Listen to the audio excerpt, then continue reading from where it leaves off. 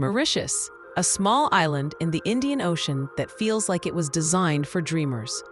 With its emerald lagoons, sugarcane fields, and mountains rising sharply from turquoise waters, it's one of those rare places that combines relaxation, adventure, and authentic culture in perfect harmony. So let's explore the perfect 10-day itinerary, one that balances the island's hidden gems, vibrant towns, and a few unforgettable adventures. Day 1. Arrival and Grand Bay. After landing at Cerfs Ramgoolam International Airport, you'll feel the island warmth before you even step outside. The journey north to Grand Bay takes about an hour, and along the way, you'll pass through small villages, sugarcane plantations, and glimpses of the coastline that will make you want to stop every few minutes. Grand Bay is Mauritius's most lively beach town, a hub of boutique shops, beach bars, and relaxed restaurants overlooking calm aquamarine waters. Once you've checked in, spend your first day unwinding at La Cuvette Beach. The water here is calm and clear, perfect for your first swim on the island. Later, take a gentle evening stroll through the town. Maybe stop at a seaside cafe for grilled seafood or a cold Phoenix beer, a local favorite. As the sun sets, consider a catamaran cruise across the northern bay. Watching the sky turn shades of pink and gold while the sea breeze hits your face is the perfect way to mark the start of your island adventure. Driving here might feel different at first. Cars keep to the left and roads can be narrow and winding. But with patience and a slow pace, you'll quickly get the hang of it.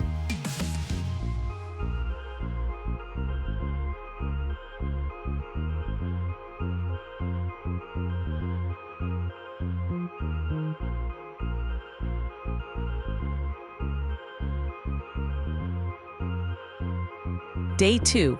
Exploring the northern coast. After a good night's rest, it's time to explore the beauty of the island's north. Start with Chamarel, a small fishing village known for its postcard-perfect red-roofed church. From the churchyard, you'll have panoramic views of the small offshore islands, Coin de Mire, Ile Plate, and Ile Ronde, sitting beautifully on the horizon. Next, make your way to Mahébourg Beach, a local favorite known for its inviting turquoise waters and coral reefs close to the shore. Bring your snorkel gear and spend some time exploring the vibrant marine life. You'll often see colorful reef fish gliding between the coral gardens. By midday, stop by the Grand Bay Bazaar or a nearby street vendor for a taste of Mauritius's incredible street food. Try the island's most beloved snack, dal puri, a thin flatbread filled with spiced yellow split peas and chutneys, followed by fresh sugarcane juice, crushed right before your eyes. In the afternoon, visit the Cerfs Ramgoolam Botanical Garden in Pamplemousses, one of the oldest in the Southern Hemisphere. It's home to giant Amazonian water lilies that look like floating platters and a collection of exotic palms from around the world. Strolling through its shady paths feels like stepping into another century, when explorers first brought plants from every corner of the globe to this island paradise.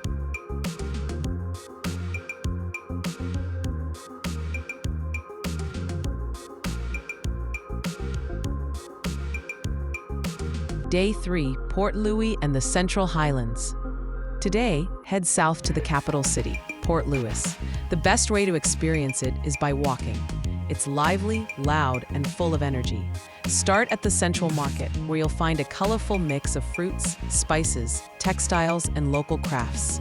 The scent of curry powder and fresh herbs fills the air, while vendors call out with cheerful insistence. It's the perfect place to pick up souvenirs or simply experience local life. A short walk away lies the Codden Waterfront, an open-air complex of shops, restaurants, and cafes overlooking the harbor. The rows of hanging umbrellas make for great photos, and it's a comfortable spot to sit and people-watch over a plate of seafood curry. If you enjoy history, visit the Blue Penny Museum nearby. It tells the story of Mauritius's colonial past and houses one of the world's rarest stamps, the blue penny, which is worth a small fortune. In the afternoon, drive inland to Curepipe, a cooler town on the Central Plateau. Here you can visit True Aux Cerfs, a dormant volcanic crater surrounded by lush vegetation. Standing at the rim, you'll get sweeping views across the island's rugged terrain. It's a good reminder that this peaceful paradise was once shaped by fire and lava.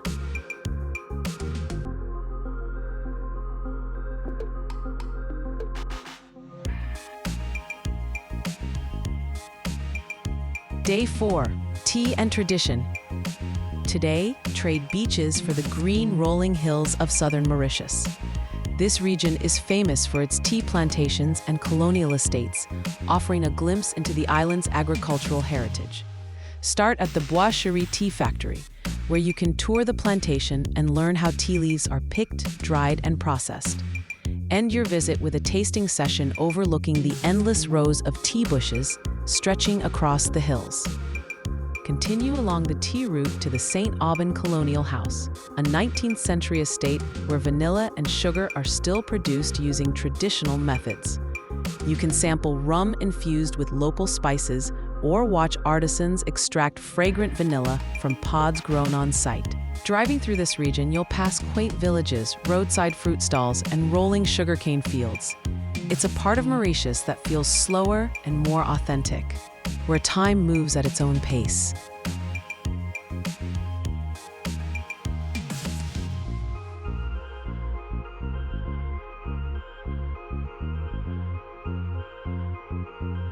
Day 5, Chamarel and the 7 Colored Earths. Make your way to the southwest, one of the most beautiful and dramatic parts of Mauritius. Your first stop should be the Chamarel waterfall, plunging more than 100 meters into a gorge surrounded by dense forest. The sound of the water echoing through the valley is mesmerizing. A short drive away lies one of Mauritius's most famous sites, the 7 Colored Earths.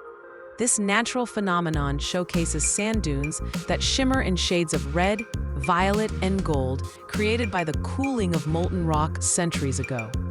Walk along the viewpoint and watch as the colors shift with the sunlight.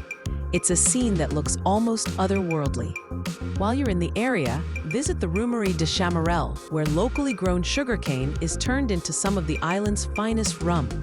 Take a guided tour to learn about the process and sample a few varieties. Pair it with a Mauritian lunch at the estate's restaurant, which overlooks the valley, an experience that feels both luxurious and rustic.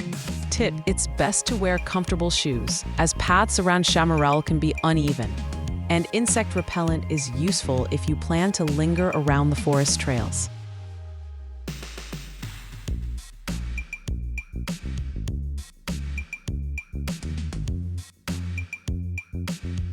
If you're enjoying this itinerary so far, don't forget to hit that subscribe button and tap the bell icon so you won't miss any of my upcoming travel videos.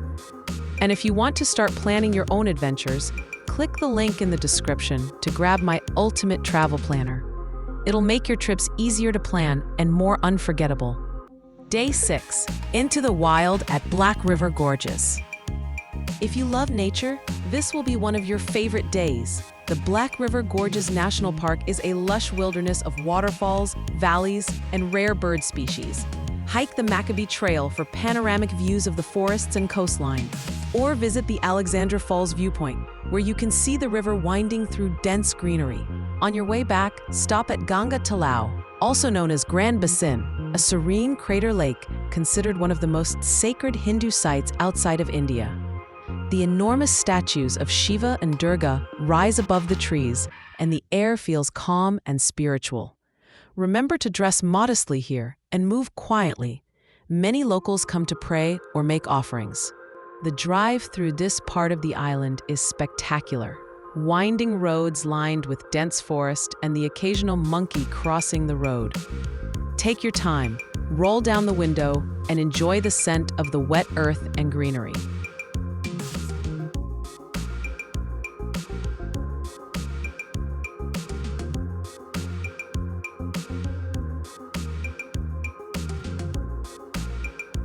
Day 7, the majesty of Morne Brabant.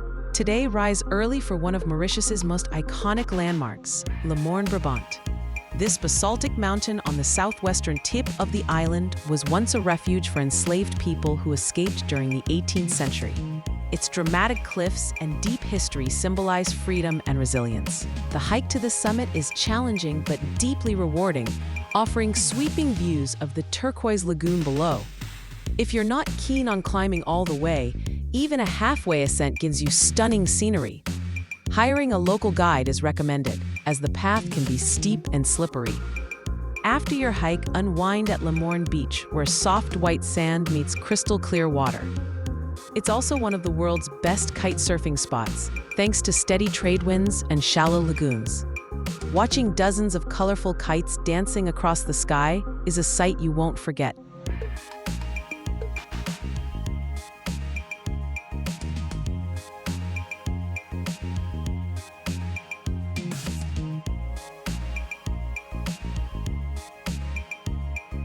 Day 8, the dream island of Île aux Cerfs.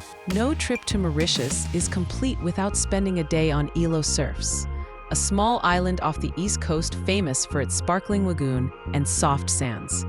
Take a boat from Trou d'Eau Douce and arrive at one of the most photogenic places on the island. Spend your day swimming, snorkeling, or simply lying on the beach under swaying casuarina trees. For something more adventurous, try parasailing or a tube ride across the lagoon. Lunch on the island usually means grilled seafood or fresh fruit served by the shore, and the setting couldn't be more idyllic. If you walk a little further from the main tourist stretch, you'll find quieter coves where you can have the beach almost to yourself.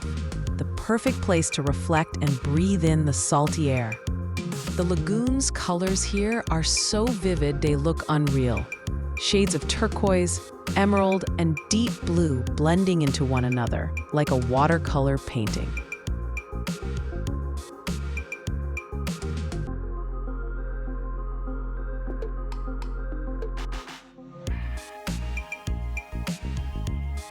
Day 9, Blue Bay and coastal villages. On your second last day, head south to explore the charming town of Mahébourg, one of the oldest settlements on the island. It still retains traces of French colonial architecture and a laid-back, seaside rhythm. Visit the National History Museum to learn about the island's maritime history and the shipwrecks that dot its surrounding reefs. Just nearby lies Blue Bay Marine Park, one of the best places in Mauritius for snorkeling. Hop on a glass-bottom boat to glide above colorful coral gardens and see tropical fish swirling beneath you. The water here is incredibly clear, and if you're lucky, you might even spot a sea turtle. In the late afternoon, find a quiet cafe along the waterfront and enjoy the slower pace of the south. The locals are friendly, and you'll quickly realize that Mauritius's greatest charm isn't just its scenery, it's the warmth of its people.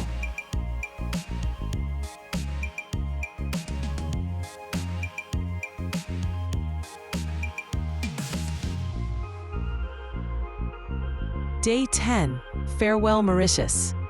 Your final morning in Mauritius is the perfect time to slow down and take in your surroundings. Enjoy breakfast overlooking the ocean, take one last walk along the beach, and breathe in the humid tropical air. Before heading to the airport, stop at a local market to pick up a few souvenirs. Vanilla beans, rum, or hand-woven textiles make wonderful keepsakes that support local artisans. As your plane lifts off, you'll see the island's reefs and mountains fade into the distance, but the memories you've made here will linger, of warm smiles, hidden beaches, and sunsets that felt almost too beautiful to be real. Final travel tips.